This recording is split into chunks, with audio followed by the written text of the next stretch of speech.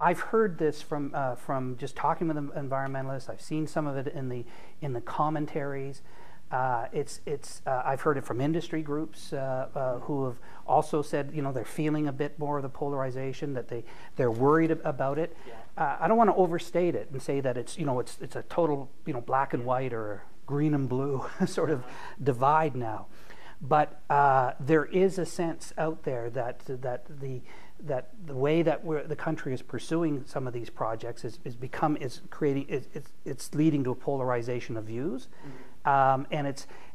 And that polarization can be seen between provinces a bit too, mm-hmm. right? So it's a worrisome trend that I think we need to take note of before it goes too far.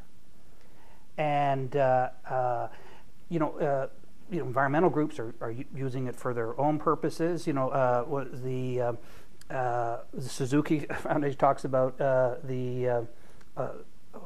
on their website, the radical Canadians.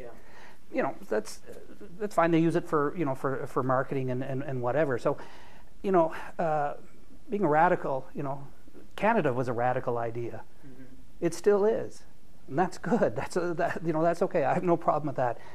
But what's controversial today is conventional wisdom tomorrow if we do this right. Mm-hmm. And so I'm not worried that things are maybe tough, or things that may seem very radical, these solutions to these things, and that because once we figure them out, we'll be kicking ourselves for saying, why did we take so long? It's actually pretty straightforward. But we need to figure them out. We need to do this to get the energy economy right. Mm-hmm. We need to figure out how to do this sustainably in the best possible way, whether it's moving bitumen through pipelines, and having the pipeline industry take the extra steps that they seem to be talking about more to do extra protection, then that's good. If that's what the public demands, they should do it. It's in their business interests. And it's in Canada's economic interests to do the same thing on the environmental side. That's my point. It's an economic issue. It's not an either-or environmental issue.